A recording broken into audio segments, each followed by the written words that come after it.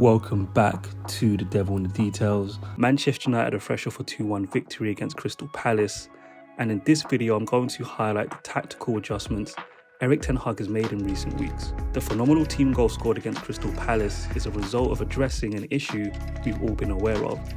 In October I highlighted how poor Man United are at crossing compared to the rest of the league.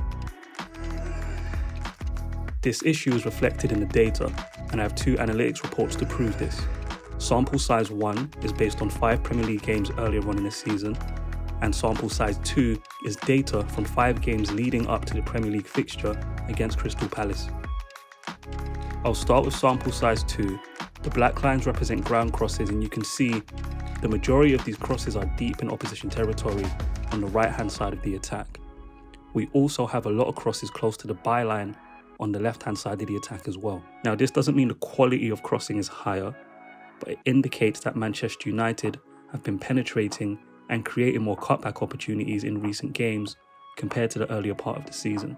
Finally, we'll compare the data on Manchester United's sustained attacks in wide positions. And it's no surprise the team is doing better in recent games. This isn't only due to penetrating more frequently out wide, but more so because the attack is more balanced.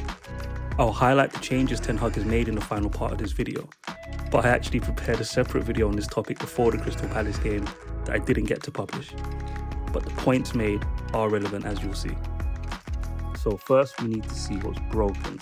Here you'll see Dalot, who'll play the ball around the corner for Antony, which is good build-up play. But then you'll see Marcus Rashford, no interest in getting involved with Antony and linking up with him. Dalot doesn't even attempt to make the overlap. And Antony's only option other than going down the outside, which we know he's not going to do, is to play to Bruno Fernandes and sort of, play centrally is his only option there. And of course, this is his first game, so I don't want to be too harsh, but I'm just pointing out sort of what's not working. You see there, look how slowly those players come across. And Antony's just like, right, I'm just going to pass it backwards. Here you see Antony being greedy, so point 3. You should really find Dalot there, comes inside and shoots. It's a good shot, but those type of decisions when you're trying to build a relationship with your fullback will discourage him. You look here, Dalot should underlap. Right, that's an easy run for Dalot to make. Look at his position. Passing lanes blocked. Either come short to link play or make the run in behind, so Dalot can play the ball around the corner.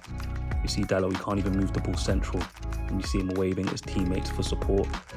Distance between him and Dalot in this example, Dalot's not going to make up that ground quickly, so it would be nice if one of the attackers, one of the forwards, would come into that space quicker.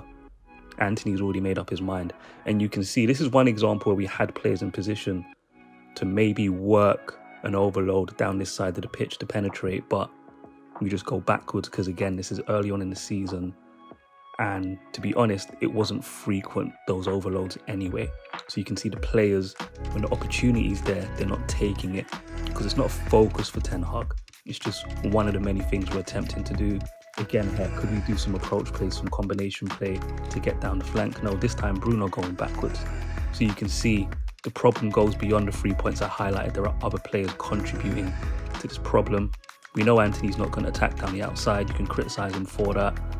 But again, Dalot should be making an underlapping run, or I think that's Bruno Fernandes there. He should be in that pocket a lot sooner. And as I let this run, I'm going to include some Ajax clips actually, just so you can see how much support Antony had at Ajax in these zones. Here against Everton, though, look, we've got that triangle. Can we do some combination play to get down the flank there? I think we can. Dalot's being proactive, so again, I'm not going to kill him, but I'm just highlighting the lack of combination play, the lack of teamwork and focus about how to penetrate down the right-hand side. Antony being just bad decision there. Should really find Dalot. You can see he's discouraged, but look at that corridor there. We're not exposing that corridor. And again, I haven't put the graphics on this part, but look at that gap in Everton structure. You can see it there. We're not exploiting it. The gap is still there. Antony can drive into that space. Casemiro should be making that running behind. Think back to the Reading goal. That's exactly what happened. Antony drove inside, found a nice little cute pass for Casemiro's run. We scored a goal.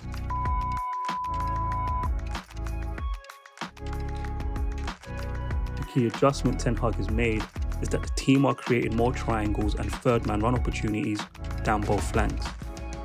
This benefits Antony the most, he was left isolated more frequently earlier on in the season, so our attacking line was somewhat lopsided.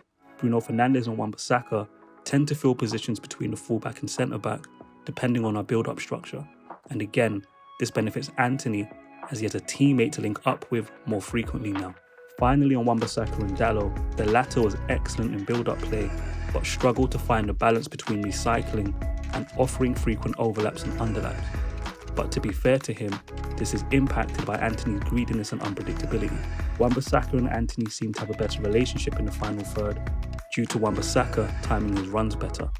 But I also think Ten Hag has clearly dedicated more time and focus on team play down both flanks, and this is a factor we should consider when comparing Antony's partnership with both fullbacks. The cup games against Reading and Nottingham Forest laid the groundwork for the excellent team goal we saw against Crystal Palace, with positional rotation, good movement and combination play at the heart of Ten Hag's principles. This is a trend I expect to continue, and I have to credit Erik Ten Hag for addressing the issues with the team setup and making the correct adjustments to improve the way the team attacks.